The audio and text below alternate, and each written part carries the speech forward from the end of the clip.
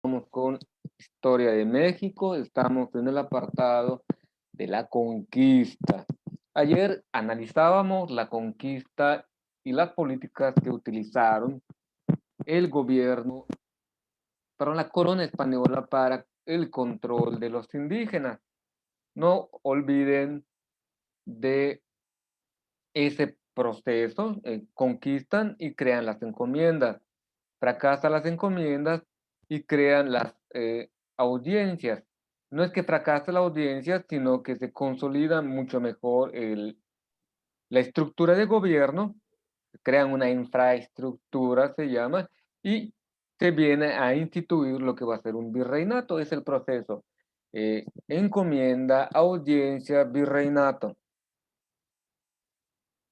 El virreinato, como su nombre lo dice, la V con la I, la V de vicaría, significa segundo de o en nombre de.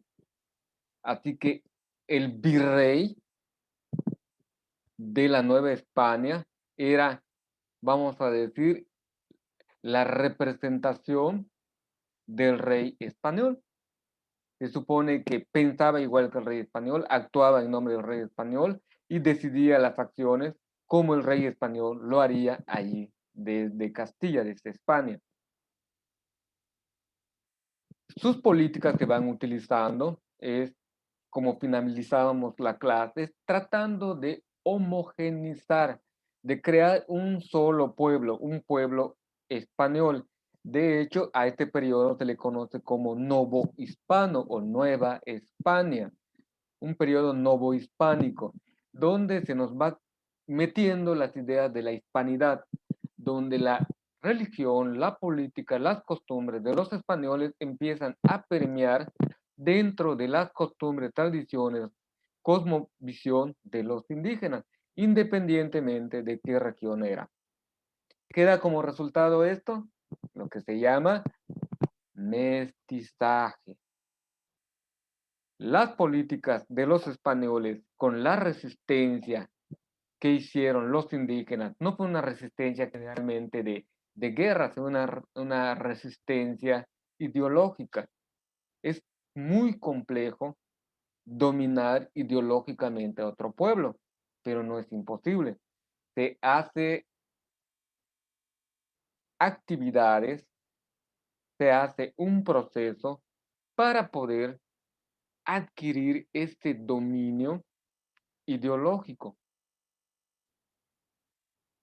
Te van diciendo siempre una misma historia o te van dando unos mismos datos y al final del día tú empiezas a creer que es así y no pudo haber sido de otro modo o no fue de otro modo. Esto es parte de la educación que vamos recibiendo y no está mal, no es incorrecto. Es como forjadores de una identidad, forjadores de una nacionalidad. Aquí la cuestión, voy a tratar de no ser como me educaron en secundaria, una visión demasiado radical, donde lo indígena todavía era mal visto y donde se criticaba de un modo, vamos a decir, o voy a decirle de un modo virulento, violento y xenofóbico hacia lo español. Mi maestra, todavía la recuerdo, de ciencias sociales, porque nosotros no teníamos historia cívica y ética, geografía, teníamos nada más una materia que se llamaba ciencias sociales y veíamos todo lo que engloba la materia de las ciencias sociales. Y ella decía que los españoles son malos, que los españoles vinieron a imponer, que los españoles conquistaron, que los españoles mataron a los pobres indígenas. Era todo lo que pasaba en el México actual fue culpa de esos españoles que vinieron y conquistaron. La retórica que se debe de manejar es diferente. Son hechos que sucedieron en el pasado, que afectan nuestro presente definitivamente, pero que no te afectaron a ti directamente. Tal vez a tus bisabuelitos, pero solamente con vernos, el color de nuestra piel, el modo de cómo pensamos, somos parte de esta tradición, somos el resultado de esa mezcla que sucedió hace 500 años y no podemos vivir con ese rencor. Disculpen que lo diga si alguien está de acuerdo con la idea que tiene nuestro presidente, que está un poquito trasnochado, que está pidiéndole al rey español, al papa actual, que le pidan perdón a los indígenas mexicanos por los actos de violencia que realizaron los evangelizadores y el gobierno o los soldados españoles, conquistadores españoles cuando llegaron. Se me hace tan trasnochada la idea que tiene él. Uno, ya pidieron perdón. Hay un acto donde tanto los reyes españoles como la Iglesia Católica le han pedido perdón. En los 500 años del descubrimiento de América, hubieron ceremonias donde les pidieron perdón a los pueblos originarios porque reconocieron los abusos que se dieron en ese tiempo en vistas de la conquista, de la colonización. Ya pidieron perdón. ¿Cuál es el problema de nuestro actual presidente? Que quieren que le pidan perdón a él. Está un poco trasnochado en ese sentido con el perdón, a ver si no me niegan la vacuna. Y ya se hizo y no se puede repetir. Y aunque nos pidan perdón, ¿qué puede suceder? ¿En qué nos va a beneficiar a nosotros que nos pidan perdón? O les pregunto a ustedes, vivimos en la península de Yucatán. Algunos se consideran mayas. El presidente de la República hace 2 semanas hizo un acto de desagravio pidiéndole perdón a la cultura maya y en nombre de las demás culturas, a todas las demás culturas, por el modo de cómo se ha llevado las políticas de gobierno hacia los pueblos indígenas después de la independencia. Pidió perdón, ¿en qué nos beneficia? Eh, Viéndolo desde una perspectiva, ¿por qué los campesinos de Chocholá, por qué los campesinos de Valladolid y por qué los campesinos de Izamal metieron una demanda al gobierno federal para que el Tren Maya o la obra del Tren Maya se detenga?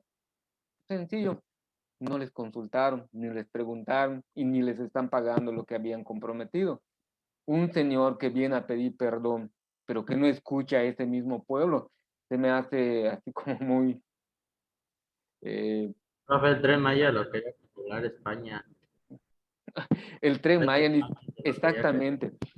Eh, el Tren Maya va a pasar por muchas zonas arqueológicas y las va a lastimar.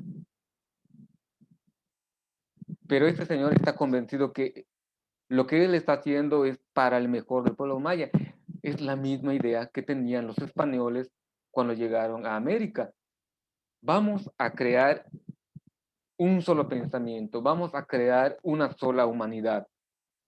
Es esa cuestión de la masificación o homogenización del pueblo. Lo mismo quiere hacer nuestro presidente.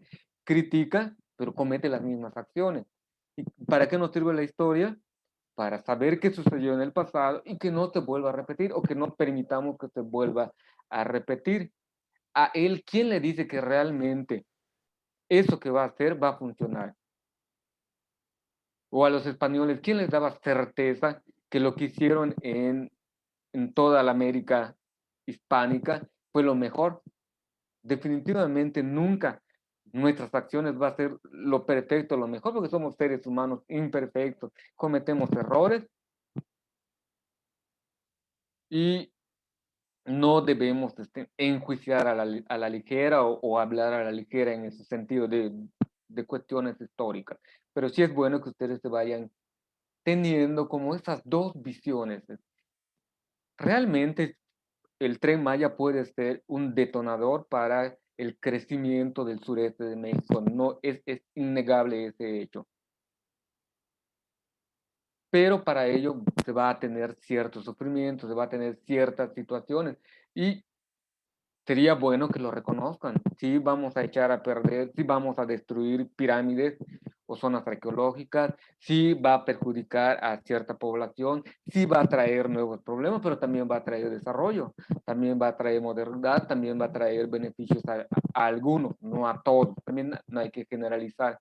Hay que darle el justo valor y preguntar, ¿lo quieres o no lo quieres? Que no se nos imponga.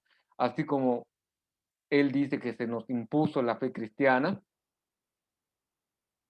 él también nos está imponiendo, de cierto modo, sus planes de gobierno y no está actuando diferente a cómo actuaron los españoles. Se va repitiendo la historia. El poder y el tener ha sido un problema de la humanidad, no solamente de nosotros mexicanos, de toda la humanidad en sí. El tener y el poder. Quien tiene recursos quiere más. Quien tiene poder lo ejerce y no lo ejerce en beneficio de los demás, lo ejerce muchas veces en favor de él y de los suyos. Acuérdense cómo gobernaban los antiguos toltecas y los antiguos mexicas. Eran los sacerdotes con su familia, los, Estamos. los por llamar de algún modo, los reyes o emperadores de estos grupos culturales, llámese maya, llámese toltecas, zapotecas, teotihuacanos, junto con su familia que vivían cerca del palacio. Acuérdense cuando vimos lo de Uxmal, está la casa del gobernador y alrededor está la casa de los sacerdotes y sus familiares. No hay casi nada nuevo. Casi siempre funciona del mismo modo la humanidad. El poder es para los míos y lo voy a ejercer para tratar de que el pueblo también esté equilibrado. ¿Qué sucede? Que el pueblo en cierto momento se revela. Se rebelaron los mayas, se rebelaron los pueblos sublevados por los mexicas, se rebelaron, o como vamos a ver el día de hoy, los pueblos de Aridoamérica ante esta imposición que realizaron los conquistadores. Eso no lo podemos negar. Pero no podemos negar también que de repente hay gente dentro del periodo de la modernidad que lo quieren hacer. Y no solamente es del presidente actual. El presidente anterior quiso hacer un aeropuerto en la ciudad, en el Estado de México. Y existió una masacre en donde hubo la masacre, cambiaron el lugar de donde iba a haber el aeropuerto. Eso fue el anterior también presidente, el Calderón. Ni Peña Nieto ni Calderón, no podemos decir que fueron grandes gobernadores, grandes presidentes, también cometieron muchos errores, también impusieron sus ideas, también hicieron lo que quisieron. Uno de los peores errores que cometió el presidente de la República, Calderón, fue sin consultar al pueblo mexicano, le declaró la guerra al crimen organizado y lo que generó una escalada de violencia que hasta hoy no la han podido parar. Con Peña Nieto, así como que pasó por ahí, tenemos a Ayotzinapa que sucedió en tiempos de Peña Nieto y no se ha resuelto. Bola de corruptos. Así exactamente, esa es la palabra exacta. No, no vayan a pensar que estoy contra Morena, estoy contra todo el gobierno que es corrupto, así como el PAN, como el PRI, como Morena, tienen elementos que son criticables y en lo que El PRI roba más. todos son iguales. Ahora, ¿qué es lo que yo quiero que ustedes comprendan? Que tengan esa visión crítica. Es lo que propone la escuela que imparte. Que ustedes como estudiantes, como adolescentes, vayan iniciando en una visión crítica de la realidad. Que no todo lo que les digan sea, lo voy a creer, porque lo dijo el Papa, porque lo dijo el padre, porque lo dijo el maestro, porque lo dijo el presidente, porque lo dijo el gobernador. Bueno, vamos a ver qué otros elementos hay detrás de lo que dijo y por qué lo dijo y cuándo lo dijo. Y si lo que está haciendo es correcto, pues adelante, vamos a tomarlo y es su deber, es su obligación, por eso es nuestro gobierno. Es acertado que vayan a vacunar a las personas, por supuesto.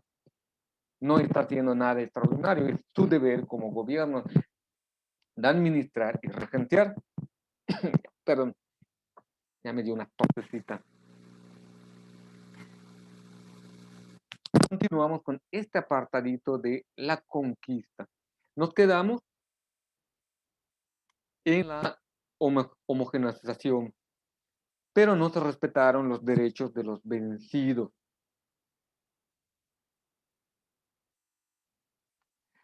Este pueblo, los pueblos que fueron cayendo bajo el poder de los españoles, iban siendo prácticamente en cierto periodo de la historia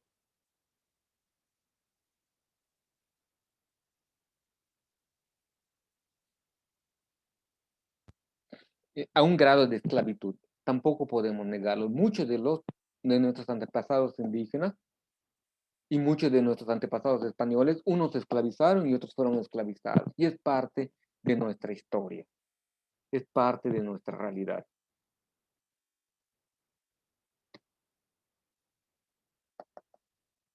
Consolidación de la conquista en otros territorios de la resistencia indígena.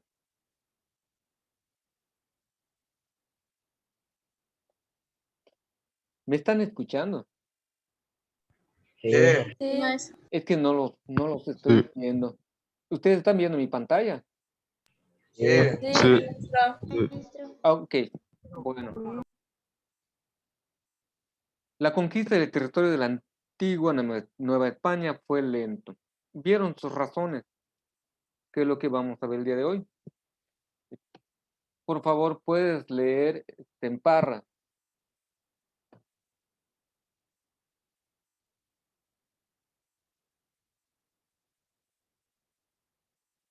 Profe, ¿puedo leer yo? Cierra tus puntitos, por favor. Dice, tras la caída del Imperio Mexica, tal vez los españoles pensaron que así también ocurría con los demás pueblos indígenas. Gran error de visión. ¿Leo más? Sí. Dice, la conquista la mayor parte del territorio aconteció hasta la segunda mitad del siglo XVI, de 1550. Para la oposición del gobierno español de parte de los indígenas llegó hasta el siglo XVIII. Tras la derrota de los mexicas aztecas de 1521 y 1522, los reinos mixtecos, purépechas, los indígenas de Colima, Tabasco y Veracruz aceptaron el dominio español. Entre los pueblos más difíciles de conquistar estuvieron los mayas, y les llevó más de 200 años a los españoles. Y los pueblos del norte, donde está la actual California, tanto la baja como la alta, les costó mucho trabajo dominarlos, someter a esos pueblos indígenas. Muchas veces sucede que no consideramos el contexto social y el contexto ideológico en donde está sucediendo el hecho.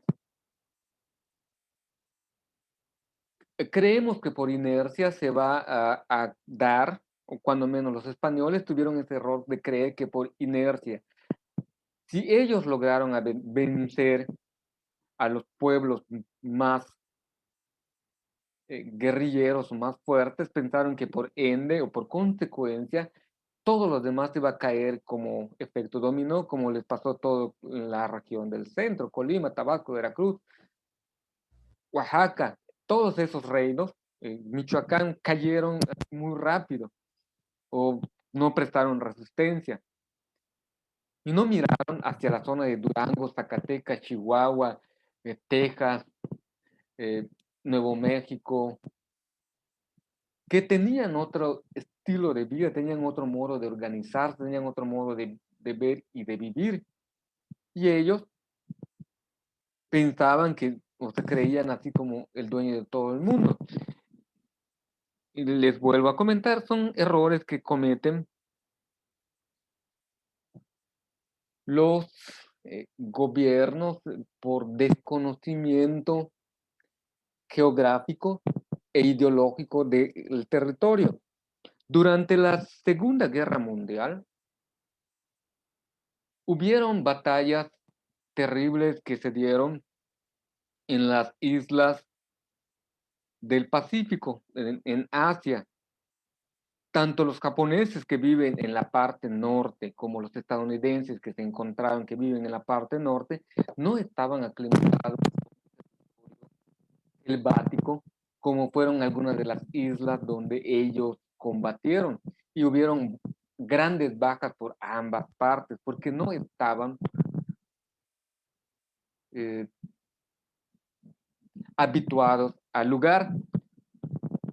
Una de las situaciones que les sucedió a ambos ejércitos fue que se les encasquillaba sus armas. ¿Sí saben qué es eso? Encasquillar. Jalas el gatillo y no pasa nada. Y jalas y no nada. Sucedía que por ser un lugar demasiado caluroso como aquí, y había arena y salitre, hacía que se oxide rápidamente sus armas y quedaban inservibles, tanto a los estadounidenses como a los japoneses. Les sucedió esta situación. Y en la guerra de Vietnam, después de la Segunda Guerra Mundial, durante el periodo de la Guerra Fría, ¿por qué pierde Estados Unidos allá en Vietnam? Ella con la Tenía, guerra. tenía todo el armamento suficiente para desaparecer a Vietnam. Pero surgen dos factores que lo afectan. Uno va a ser el factor público.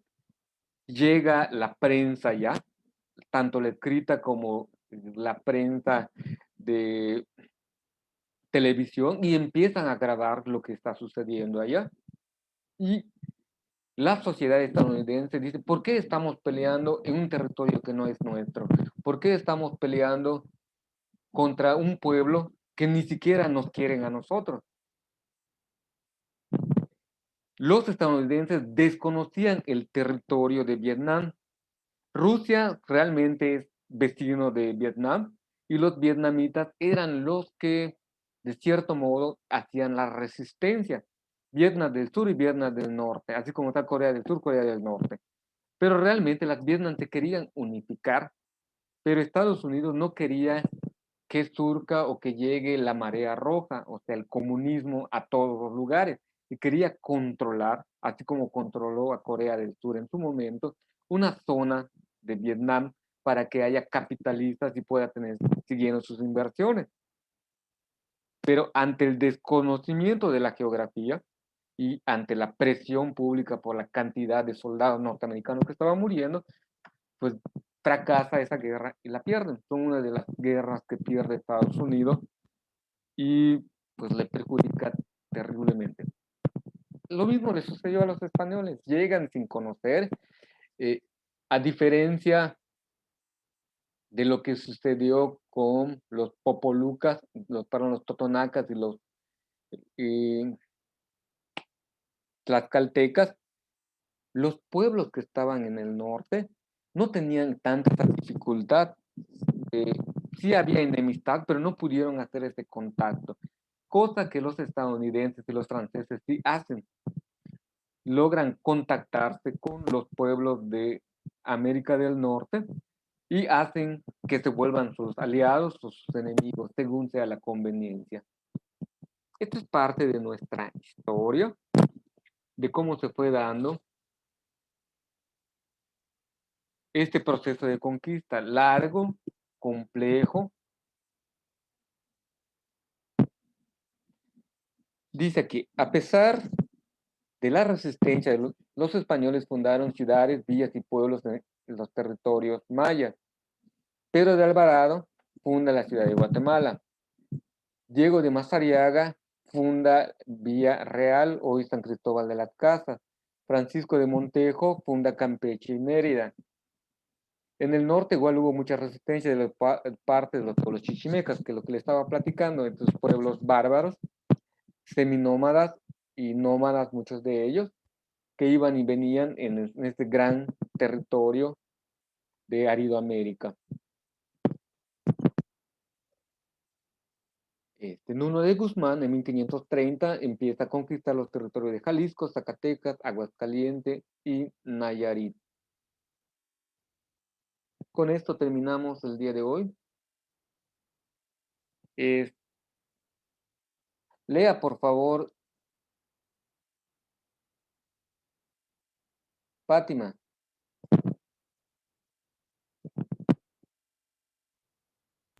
En 1541, Caxcanes, Guarabes, Tepehuanes, Zacatecos, Custiques y Chiconantes protagonizaron la guerra del Mixtón. Las batallas entre españoles e indígenas fue muy frecuente, pero en 1546 los españoles descubren minas de plata en Zacatecas e impulsan su rápida colonización. Continúa. Los cargamentos de plata que transitaban por el camino real tierra adentro eran constantemente asaltados, por lo que los españoles deciden crear presidios en puntos importantes del camino, así como fortificar los pueblos, villas y ciudades. La llegada de los religiosos mendicantes viene a calmar y pacificar muchas regiones en conflicto, y esto lleva a que se muevan más hacia el norte los conquistadores. Muy bien. Es aquí donde entra un papel trascendental y que es parte de nuestra tradición y de nuestra cultura, la figura y la imagen del cristianismo. Había la visión del español conquistador que deseaba obtener riqueza. Estaba ávido de oro, plata, piedras,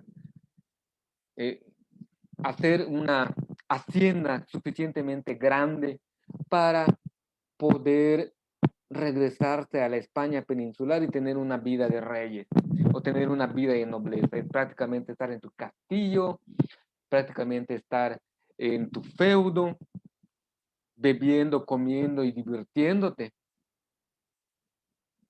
Sin más. Esa era la mentalidad que tenían los españoles peninsulares. Llegar a América, hacerse ricos, irse a tener una buena vida allá en la España peninsular hasta el resto de sus días. ¿Les suena algo similar con el sueño americano? ¿Saben cuál es el sueño americano? Me voy a los Estados Unidos, trabajo unos 5, 6, 10, 15 años, regreso de los Estados Unidos con mucha riqueza que estaba acumulando por mi trabajo y compro mi ranchito y ya me voy a vivir allá hasta morir. Ese sueño americano que tenemos es muy parecido al sueño de los españoles cuando venían aquí. Y venían con esa intención o ese deseo de saquear la riqueza de la Nueva España. ¿Qué fue lo que sucede?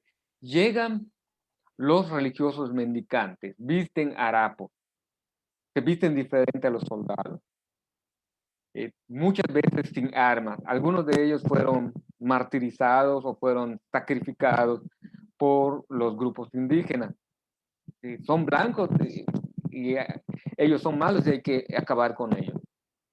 Pero se dieron cuenta que llegaban con otras intenciones. Hablaban, la intención del religioso era dar a conocer la fe cristiana, la doctrina cristiana, y además enseñarles algunos oficios a los indígenas.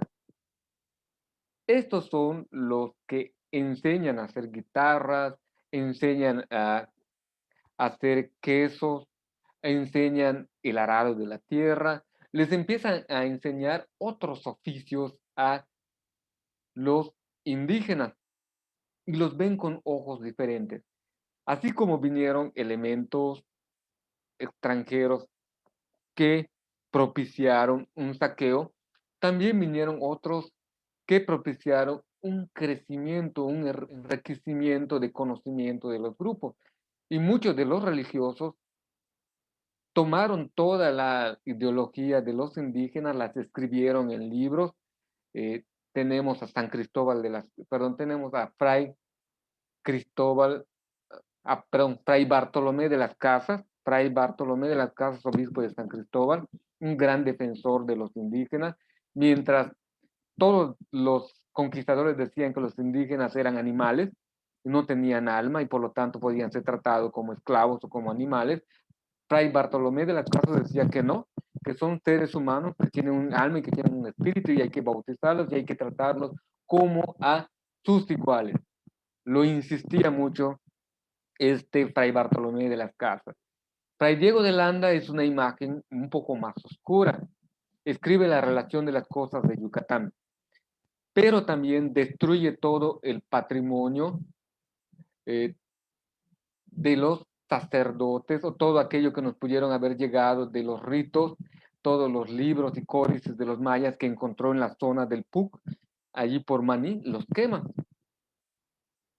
destruye y también se dice que mató a algunos indígenas en ese periodo, no él precisamente como religioso, sino que dio la orden de que los quemaran o que los soldados lo asesinaran. Es una situación compleja que se va suscitando. Por una parte, hubieron personas de indígenas que fueron aceptando a la nueva ideología española, tanto la cuestión religiosa como la cuestión ideológica y política, pero también fueron otros que se fueron haciendo cada vez más resistentes, que va a derivar en conflictos o guerras que se van a ver posteriormente.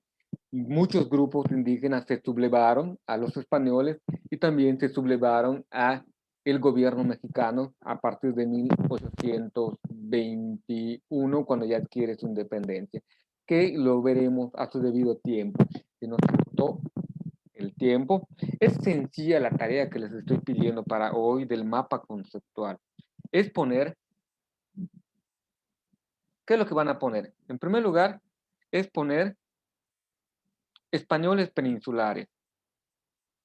En la parte de abajo, de españoles peninsulares, van a dividirlo en dos: jerarquía eclesiástica y gobierno. La jerarquía eclesiástica significa obispos y del otro apartado del gobierno van a aparecer el virrey, que iban a ser los que iban a mandar. Todos esos tenían que ser españoles peninsulares. A un lado de ellos van a poner españoles criollos, que iban a ser los que iban a tener el gobierno de los ayuntamientos, pero ayuntamientos menores. Pensando en, les pongo el ejemplo de acá. En la península de Yucatán, dos ciudades eran las importantes, Campeche y Mérida.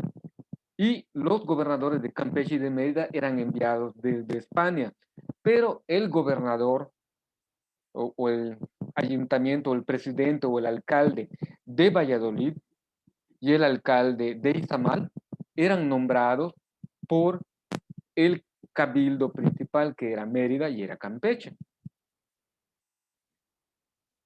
Y estos iban a ser españoles peninsulares. Del otro lado, aparece lo que es la República de Indios, que iban a fundar sus alcaldías donde los caciques iban a ocupar este lugar. Ese es el orden que deben tener.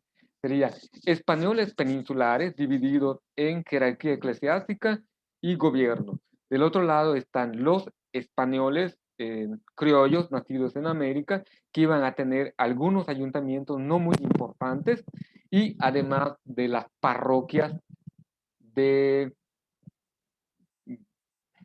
interior, no de las ciudades principales. Y en el fondo iban a quedar los mestizos y los indígenas. Este sería como el mapa conceptual del nuevo orden que iba a haber en América. ¿Vale? Con eso concluimos. Nos vemos el día lunes. Pasen bonito fin de semana. Y Bueno, maestro. sale. Bueno, Cuídense. maestro. Sale, bueno, cuídense. Lindo día.